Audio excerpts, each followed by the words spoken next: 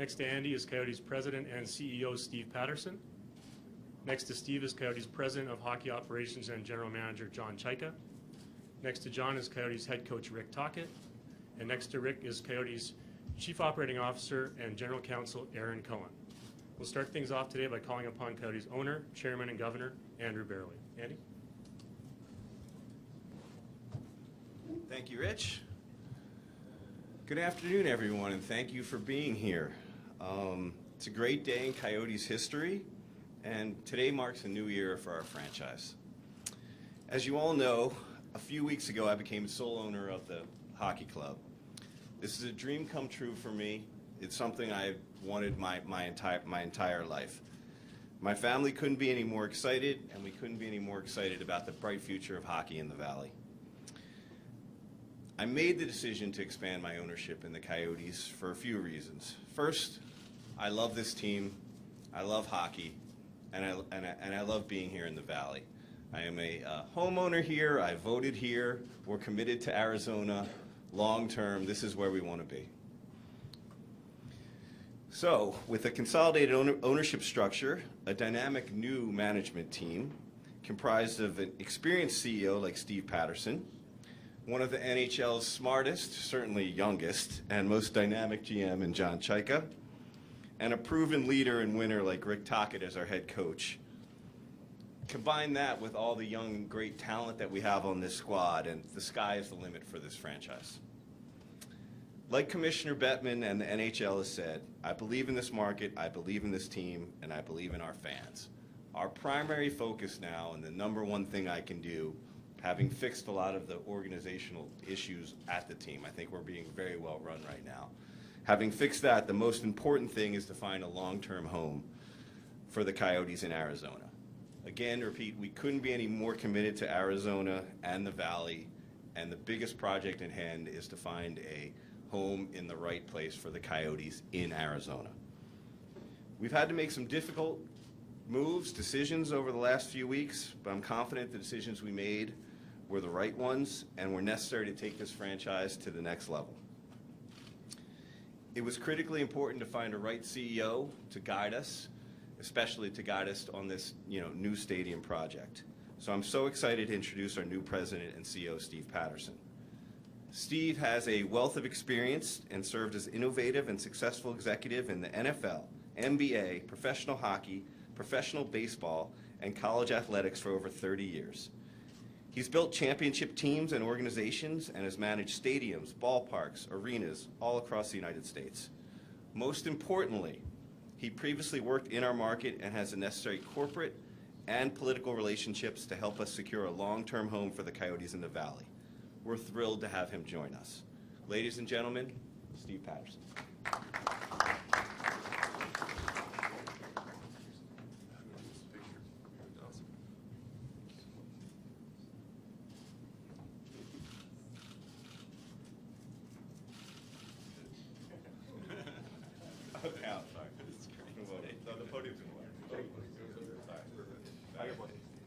We're getting better already.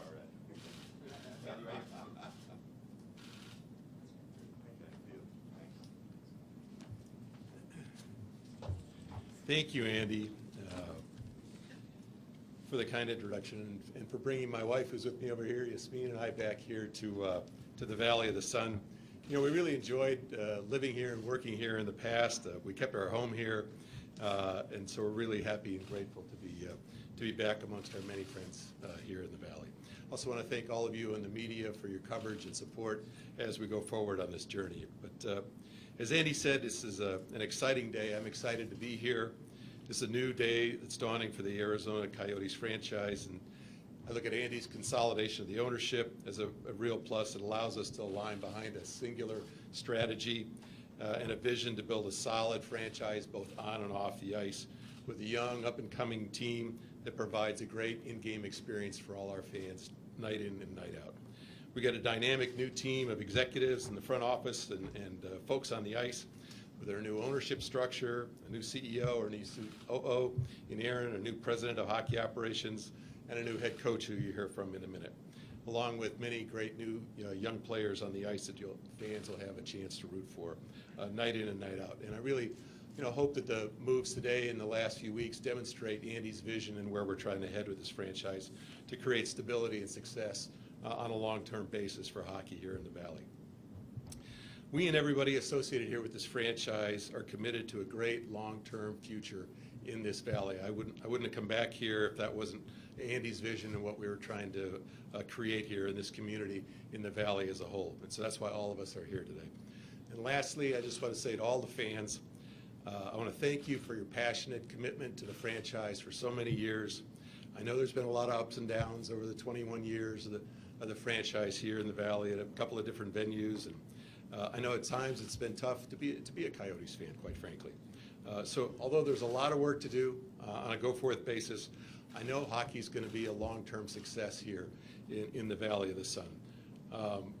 We've had one great generation of kids grow up and become hockey fans here in the Valley. We've had one of those kids grow up and be the #1 pick in the NHL, something that was unthinkable 25 years ago. When I first started coming to the Valley, when I was in the IHL, Lyle Abraham had his team playing over in the old building for a lot of years. So I'm sure we're going to have a second and a third and a fourth and many generations after that to come of kids that grow up loving hockey, learning about hockey, and supporting hockey. And again, we couldn't have done that without all the support of the fans that we've had for so many years. So I look forward to growing the game of hockey here in the Valley, enjoying being back here, working with our corporate partners, our season ticket members, you and the media, and the elected and appointed officials in this community.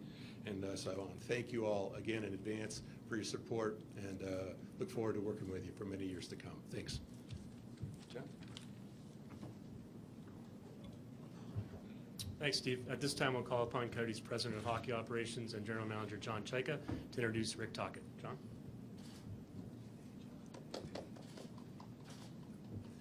Thank you, Rich. Thank you, everybody, for coming out today during your busy schedule. Feeling with a bit of a cold, so I'll keep my comments brief. But it's my distinct pleasure to introduce Rick Tocchet as our next head coach of the Arizona Coyotes. I want to start off by thanking Mario Lemieux, Jim Rutherford, and the Pittsburgh Penguins for allowing us the opportunity to talk to Rick. We're extremely fortunate he was available at this time of the year, probably due to his long playoff run.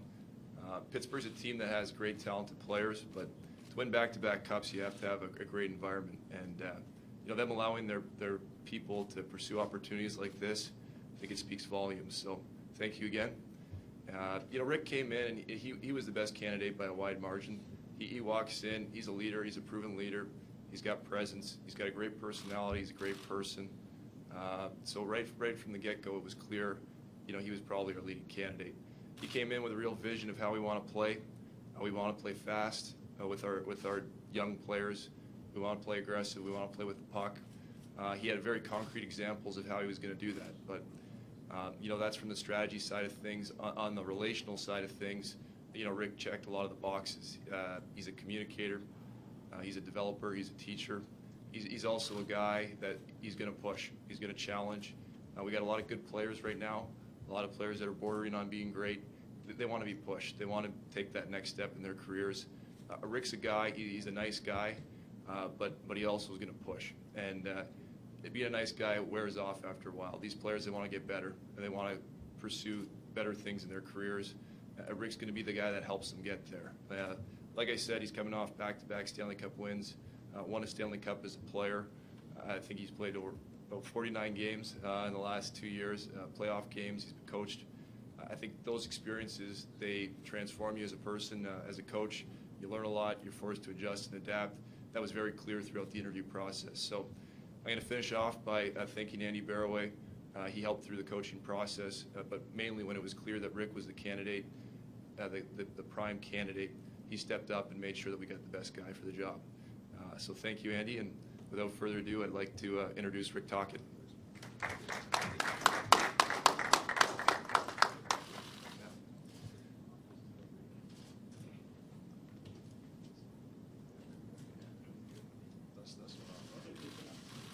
Ready, guys.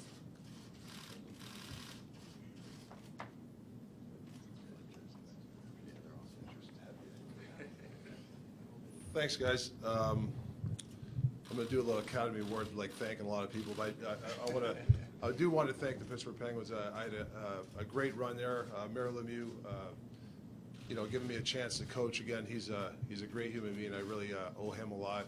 Ron Burkle, great owner, and Mike Sullivan and Jim Rutherford and the players. It's a super group, and I'm thankful for the opportunity they gave me and the opportunity to come here in the Valley, which I've been here before, and I know what the fan base and how crazy they can get when you win games here, and give them an exciting brand of hockey.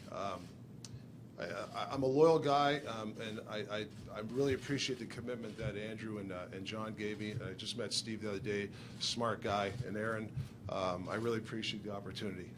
These guys have committed to me, to give me a 4-year deal. That's a commitment to them, and I'm going to roll up the sleeves and go to work here with these young guys.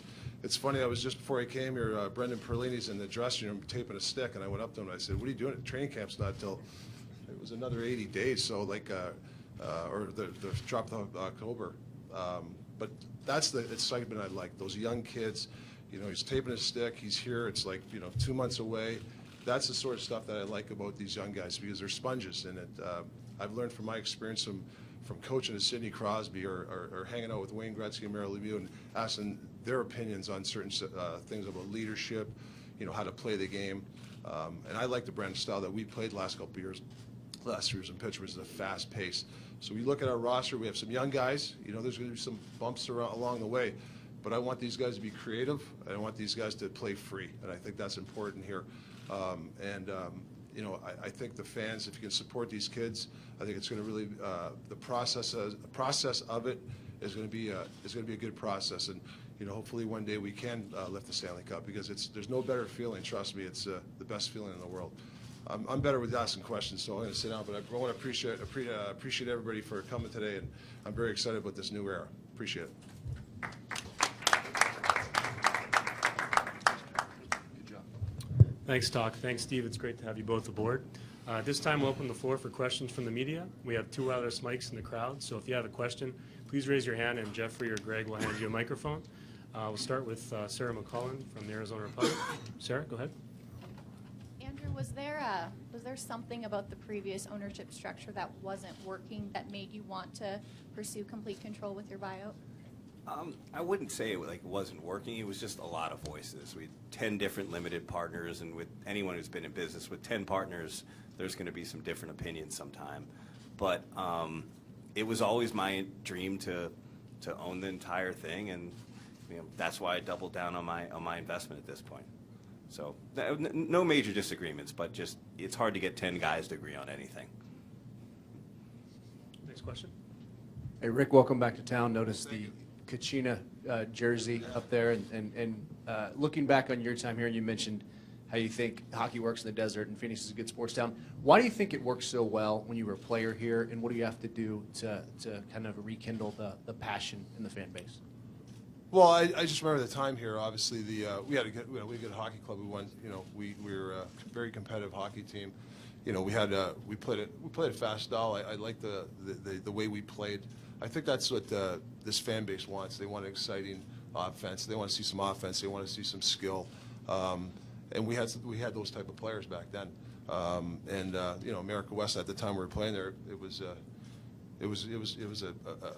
venue. It was a really good venue in the sense that the fans loved it. It was downtown. It was just an exciting time when I was here. So, I hope we can rekindle that, obviously, with that kind of style of play and those type of personalities. Richard. Coach over here, Richard Yeah. Science, Fox 10. Kind of piggybacking off that Yeah. question and that comment, does it mean more coming back, because of your history with this franchise? And is that one of the reasons why you left in a pretty good situation to come here? Yeah, I mean, if the reason I took this job and talking to Andrew and John, I mean, it's commitment. It's a new start. It's they want to create a freshness around here. This is a hockey market. It really is. It's an underrated hockey market. I think my job can be a premier job, coaching job. It will be. I'm excited to take this job, and because I feel I used to live in the Valley, and there's a lot of old friends that I've seen, and they're just starving for a winter here. So You mix all that stuff in together. It was an easy choice for me to come back with the commitment from Andrew's group, from Andrew and John. Brad Sisman? Steve, Brad Sussmat, Sports 360 AZ, welcome back. If you could address the building situation in your view of getting a facility done. You have a terrific background in a lot of different sports. You know this market, you know the people over at Arizona State as well as around town. Getting a building facility done for the fans and the team. Well, I've done a lot of those projects around a lot of different markets in the country, and I think for us on a go-forth basis, we're going to want to talk to everybody in the Valley without any necessarily predisposition as to where we would ultimately play. You know, as I've said before, these deals are like vampire movies, right? You know, it's got to go in the grave half a dozen times and come back out, hopefully 7 times. And I can remember when, you know, looked like we got turned down in Houston for the NFL, and sure enough, they gave Los Angeles 6 months to try to put it together. And I can remember flying back on the plane with Bob McNair, and he looked across from me and said, "You know what, Steve? They haven't been able to figure it out for 30 years. 6 months ain't going to do it for them," right? And so about 5.5 months later, we were back in Paul Tagliabue's office putting a deal together. You know, so whether it's a big market like that or a small market like Tacoma, where we did the ballpark up there, or elsewhere with arenas and stadia, I think this is a tremendous market. There's great corporate support here. It's a good hockey market. You've had fans that have stuck with this franchise for more than 20 years. So there's a lot of the tools that you need, provided we can find a deal that works for all parties involved to make a great fan experience night after night and provide the resources so John and Doc can go out and put a great team on the ice night after night and create a lot of excitement for everybody. Next question? Oh, yeah, Greg Moore, Arizona Republic. Welcome back. Welcome back. Pleased to meet you. An honor and a privilege. Andrew, could you talk about what impressed you about both Mr. Patterson and your new coach, please, Mr. Tocchet? Sure. Who would you like me to start with? Whoever's sitting closest. Okay, fair enough. Well, with Steve, it was his intelligence, his wealth of knowledge. He's also an ex-lawyer like me. No one's happier than an ex-lawyer, so I relate to those guys. He had the skill set. He's done it before, and what we're asking him to do is a really big job. It's certainly not easy, and he has the experience, the intelligence, and the contacts, and the commitment to the Valley to do it. So a combination of all those things, we thought he was the clear choice. With Toc, he was, in my mind, he was a Philly guy like me. Scrapper, tough. Philly people have attitudes. We always feel like, we can't live up to New York. So we have a natural chip on our shoulder. So I related to Toc there. And I watched him play growing up. I watched I watched him score goals. I watched him beat people up on the ice. I liked his intensity. And he's beloved, both in all the communities where he's played and by his players. They all want to play for Toc. And so when you're talking about building a long-term winning culture here in Arizona, a big reason people are going to want to play is who the coach is, and players love playing for Rick. And do you think Coach will help to sort of ease the fans' feelings? Folks were upset about what happened to Shane Doan. I'm curious whether you think that he'll be able to ease some of that. Well, what happened with Shane, I would have to take some responsibility for. Shane's a bedrock of this community and a pillar in the Valley since we came here. I think we made the right hockey decision with Shane. I'm confident we did, but in retrospect, I should have flown out and met with him myself and told him that. And for that, I'm sorry. I apologize to Shane and the fans. I definitely could have done that better. With that said, it's time to move forward, and I think we're trying to build a winning team, not a situation where, we put out some players that some of the fans might like, and we're not going to be competitive anyway, so who cares? We're here to win now, and I think you could see by some of our off-season, moves that we're going to build a franchise, a team that can compete in the near term. Next question? Who has the mic? Oh, go ahead, Jerry. For Rick, both John and Andy talked about your presentation and how they were blown away by how deep you went into what you talked about. Without getting too deep for us, can you talk a little bit about this roster? Very young, very talented roster, kind of a dearth of veteran leadership. But what is it, your style, the way you want to play, and how does that fit in with the people that are both here and the people that are coming in the next year or two? Good seeing you again, Jerry. I haven't seen you in a long time. But, I think the situation for me, and I learned a lot over the last years, obviously coaching from my days in Tampa till now. When you look at this roster, a lot of these guys were, stars in junior, and they were very creative guys. I don't want to take the stick out of their hand. I want them to be creative. I want them to play fast. I want them to not think too much. That's what I'm going to preach to them. That's why it was attractive to me. If you look at other organizations like Chicago, they went through some pitfalls. That young group, all of a sudden they win 3 cups. You look at Pittsburgh, they went through some tough times, and all of a sudden, they have a young core. Obviously they're 30-year-old guys winning cups. That's what attracted me to this job, because you have that young core of guys, and if we can just keep building with these kids, maybe add some players as we go along, it's their room. They're going to own it, and that's the stuff I'm going to preach to them. So that's the exciting part, and that's why I took the job, having the opportunity to groom these young kids. I think we're going back to Sarah McCall. John, how do your responsibilities change now that you've added the title of President of Hockey Operations? Yeah, not a whole lot overall. I'd say I think it was more of a sign of alignment from Andy on down, and just that there's a singular voice from top to bottom, and I think that's the main thing overall. Rick over here. Mark Brown. Hi, Rick. I'm Mark. Welcome back to the Valley. Thank Just you. to follow up on Jerry's question a little bit, the previous coach had a particular style and a particular structure, and you have your style. Let me ask you this. What's been your experience with younger players transitioning to a new coach? Well, we had some young players come into Pittsburgh, and that was probably one of my jobs to work with them. They're going to make mistakes, and you can't. They're going to get knocked down.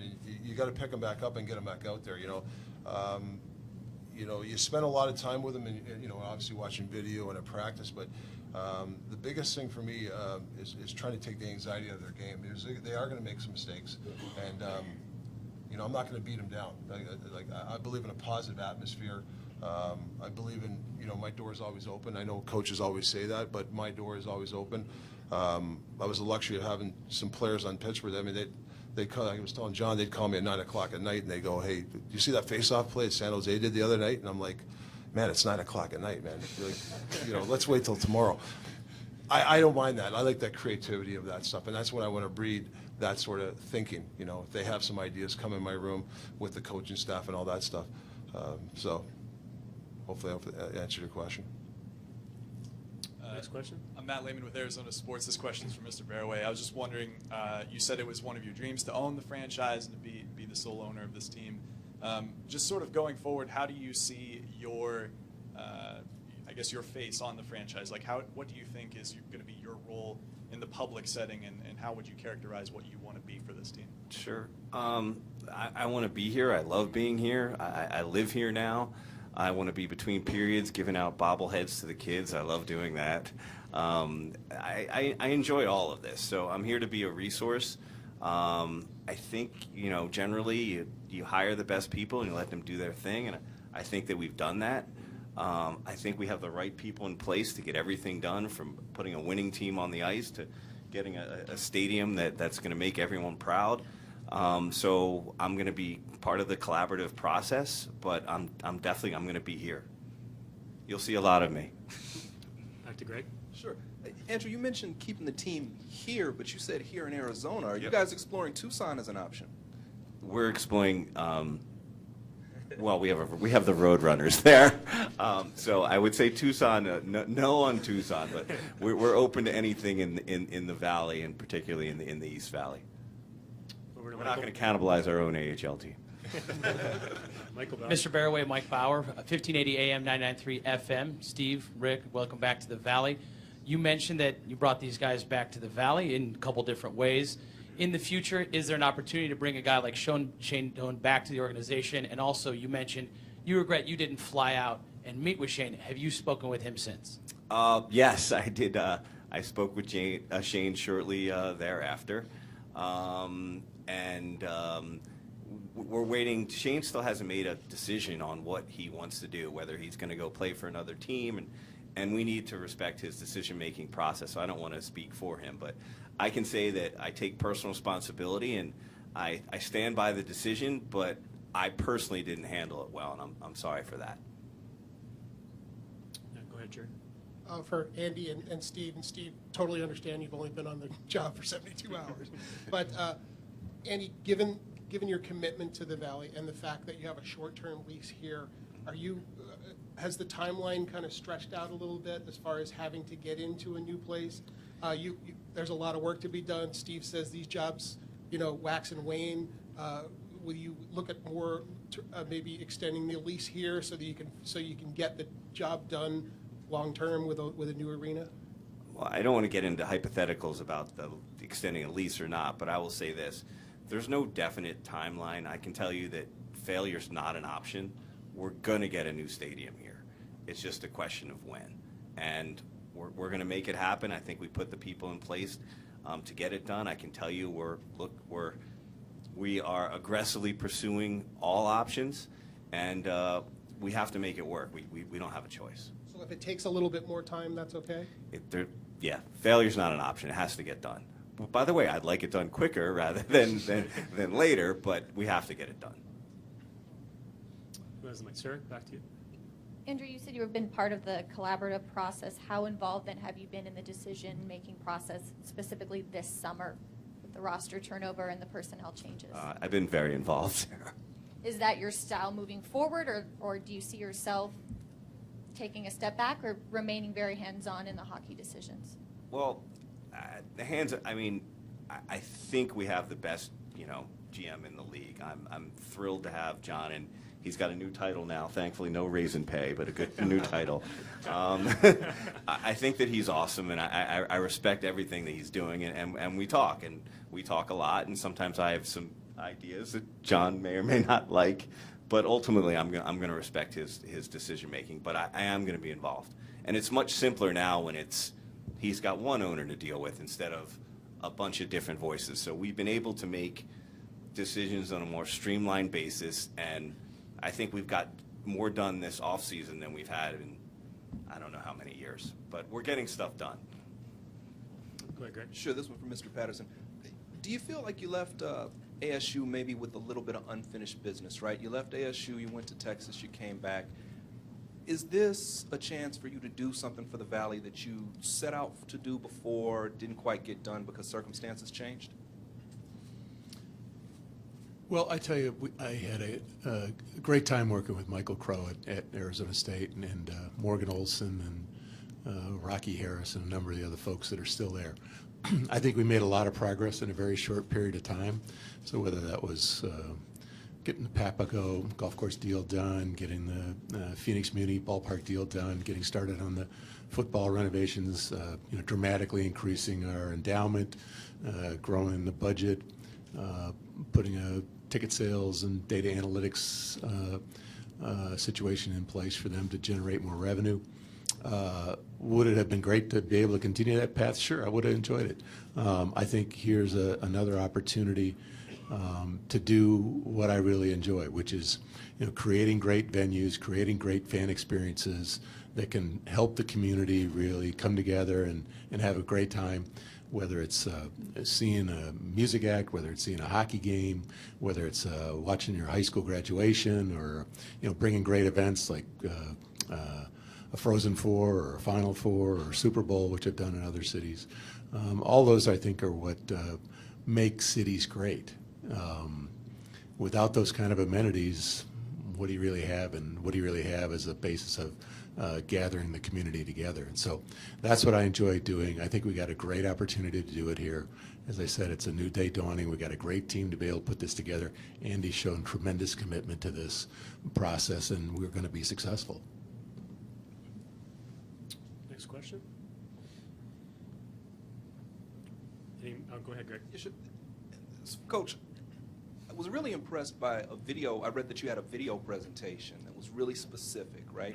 And I'm also impressed that you moved past the gambling scandal, right? That you seem to have just completely, that's in the past, nobody even brings it up anymore. I'm curious what you said to Andy that gave him the confidence that you make good decisions and that you've moved beyond that and it's not anything to worry about. Well, I don't really got into it. I mean, I just was myself. We had a couple of great dinners, and we just kind of talked about, a little bit of life and hockey. And I'm a hockey guy. I speak that lingo. John's a smart guy, and we talked about systems and stuff that I like. How to, I'm not going to bore you about D zone and neutral zone offense, all that stuff, and how to handle young kids, how to handle veteran players. There's a lot to it, do you fly back after a game this time? There's just a lot of different things, and I have a philosophy, and we go over that stuff, and that's part of the interview, because, they want to make sure that, it coincides what they think too. So, no, it was just great. I actually enjoyed the process. It was great. It was with Steve Sullivan and John, and then Andrew later. It was, just went over kind of watching some film, and then talked about just sort of day-to-day stuff. So it was actually an enjoyable process. It really was. Andrew, so you didn't ask him a whole lot about it. What due diligence had you done to let you know that this wasn't something you needed to spend a lot of time on? Yeah, I can address that because I did most of the due diligence. I mean, you talk to people, and I think you are what your background is, your resume, and look, Rick's got a long history of being a man of character and integrity. I think across the NHL, he's one of the most respected people in the league. So, things happen, people make mistakes, call them, and you move on. And quite frankly, I think a lot of the things that Rick has gone through, whether it was his experience in Tampa as a head coach, which had its ups and downs, I think that's what makes you a person. So I thought, a lot of the things that Rick's gone through are real positives and things that he can communicate with our players. And, just everyone goes through things, and it's how you come through them that matters. So. There was no video presentation? No. Could you tell me a little bit more about that? That was really impressive, that you showed up with a specific plan for what you've seen in other places and what you would do here. Geek out with me for a minute. I'd love to hear some of that stuff. About well, it's really just a break. Like, there's so many different ways you can play the game and systems, and there's a lot of other teams that play other ways that are successful. So I just like the way the way I like to play, and basically just broke down the game, broke some film down with John and Steve Sullivan, and just talked about certain things. I mean, I could sit there. We spent 3 hours talking about certain things. Hey, does it deactivate here? What do you think here? Does the winger hold his position on this? Power play. What's your feeling philosophy on power play or penalty kill? How do you handle goalie situations? So, I mean, there's a lot of questions, and and there's a lot of different answers. And I'm always learning too. I picked off some good stuff from them. So it's I'm not naive to know that I know everything. So I'm a sponge too, and I ask a lot of questions. But the one thing I do know is that I do believe that today's game, you got to play a fast style. You got to be able to activate people. Your third guy's got to be able to get in. I call it in the pile, go get the puck. The odd time there's going to be a 3-on-2 against, and you can't worry about that. We'll deal with that. So I just want, and I think the fans like that kind of hockey around the league. Is that exciting? I'm not saying I want 10-0 game, 10-10 games, but you want a brand of hockey that's exciting. You have to. It's entertainment too, right? So, thank you. Any more questions? Oh, yeah, go ahead. John Arley, current breaking news. Questions for Mr. Patterson. How do you think, given your former relationship with ASU, might kind of rekindle talks about a stadium partnership with the school?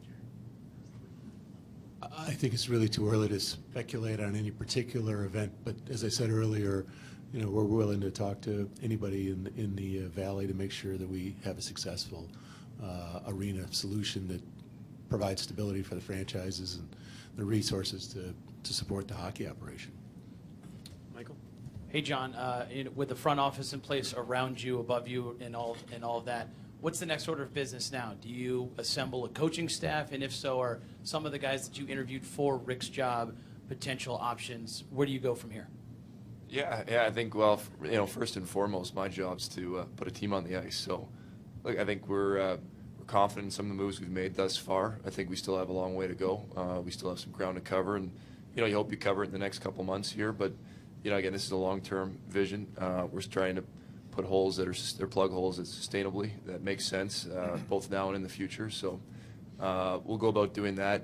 Rick's gonna spearhead looking for assistant coaches that surround him with the types of people that he's looking for and needs, and he's trying to create a similar staff that he had in Pittsburgh and the kind of culture that they had there. So I'll work with him on some of that, but for the most part, he's going to be spearheading it. So I think it's critically important. I think having the right staff in place will really help Rick and support him, and we can continue to grow in other areas in hockey ops. And again, it's a process. We've done some good things. We've covered some ground, but we've got a vision of where we want to be, and we want to continue to get better and create a team that just continues to turn it over year after year, sustainable, winning environment, and it takes some time and some patience, but that's where we're headed.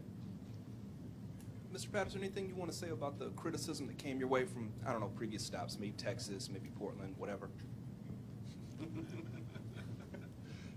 No, I'm focused on going forward. I'm an easy guy to work with if you like to work hard and do your job, and I think we've got a great staff here that we're ready to move forward with, and I think we're going to have a good young team on the ice, a good young team in the front office, and I think we're going to have a lot of fun. Are you satisfied with the team you have in place, or do you foresee a lot of changes? I don't foresee a lot of changes. We've got a few positions yet to fill over the course of the summer, but I've known a number of the folks. Greg Olson, the CFO, and I worked together for a long time in Portland and got the ship righted there, and so I'm looking forward to working with the folks that are here. Go ahead. Yeah, this question is largely for Andy and John. What kind of challenges did you face, or maybe just more generally, was it difficult to go through the time that you did without a head coach, particularly because of the timing of the draft and free agency and things like that? What was that process like, just not having a bench boss? Yeah, I can address that.